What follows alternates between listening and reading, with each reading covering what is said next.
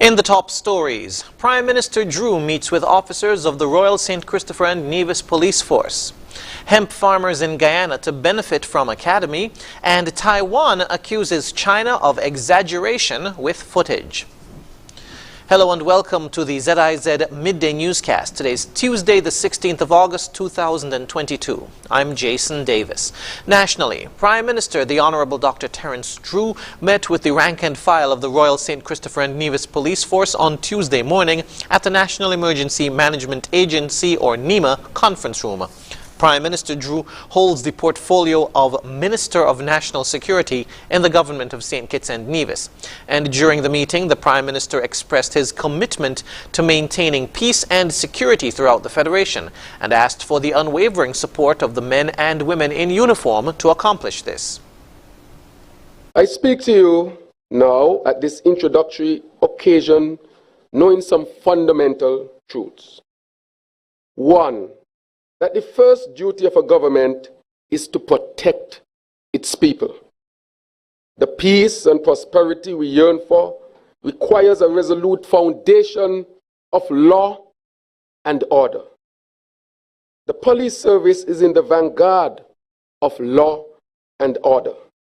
Leadership and management at all levels must be sound, responsive, effective, and efficient.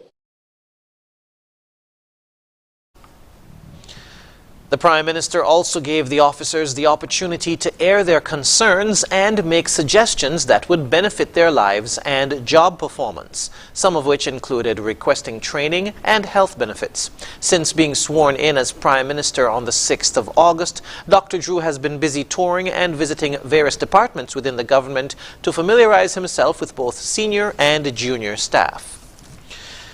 In other news, a new waiver that took effect on Monday has been introduced by the government of St. Kitts and Nevis to allow all citizens, residents and international travelers entry into the Federation without restrictions. Prime Minister and Minister of Health, the Honourable Dr. Terence Drew, made the announcement during the first official cabinet meeting on Monday at government headquarters. I have indicated, with the support of my colleagues, that we would have discussed that there be no more restrictions for our people to travel to St. Kitts and Nevis. I have indicated a waiver until we would have sorted out all of the necessary channels. So there's a waiver now. So at this present moment, our people can travel to St. Kitts and Nevis without any restrictions at all. They don't need to do any test. And they're given the option to upload their information, which will make processing at the airport much easier for them.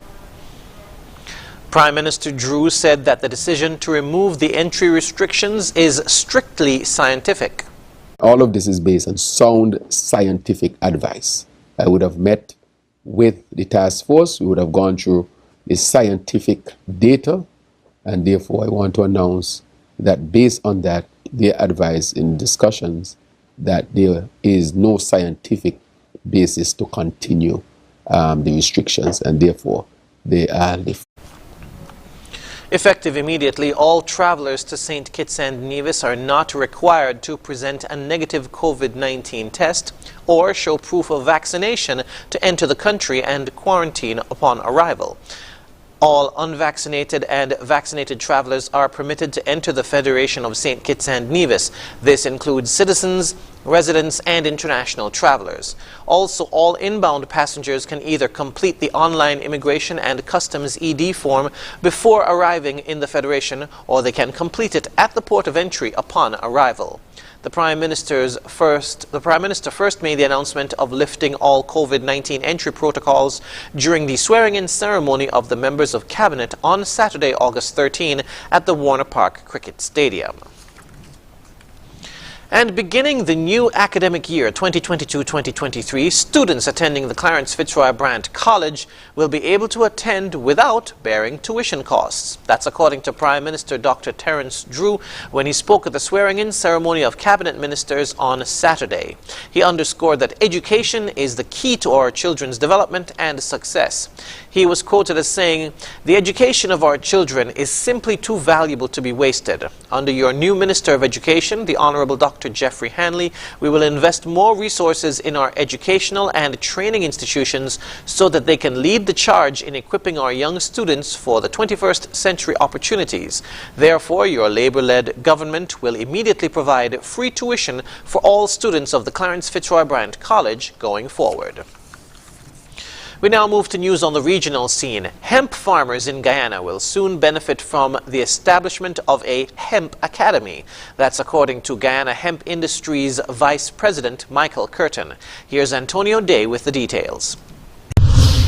Noting the economic viability of industrial hemp, Vice President of Guyana Hemp Industries Michael Curtin, during an exclusive interview related to this newscast, that his organization, in tandem with several stakeholders, will be establishing a hemp academy in Region 6 and 10. So everybody is prepared to get involved in this new industry, which will be very profitable. Now, the Guyana Hemp Industries will be establishing a hemp academy in Region 6 and Region 10. Curtin divulged that the academy will teach potential hemp farmers the pros and cons of hemp production, cultivation, crop harvesting, etc. Curtin divulged that following the passage of the Industrial Hemp Bill 2022 in the National Assembly last Monday, which paved the way for the legal cultivation and production of hemp locally, his organization has received unending calls from international corporate businesses pledging to lend financial support in Guyana's thriving hemp industry. They want to invest in Guyana now. Hemp is past. They want to invest in paper. Curtin also envisages collaborating with private sector stakeholders as he believes that they too can play a pivotal role in Guyana's thriving hemp industry. Hemp, which contains a low THC level, less than 0.3%, has over 25,000 byproducts.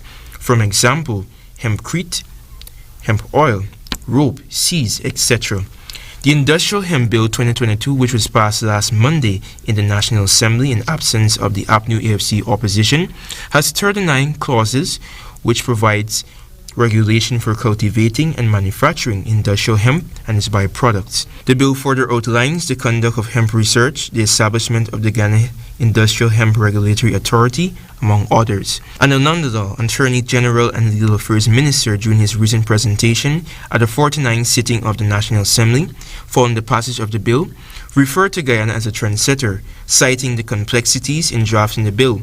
He noted that Guyana was able to produce a comprehensive bill covering all aspects of hemp production. Meanwhile, Tourism, Industry and Commerce Minister Unich Waldron noted that the hemp, which is earmarked to earn $16.7 million globally by 2030, will serve as one of the building blocks in Guyana's non-oil and gas economy.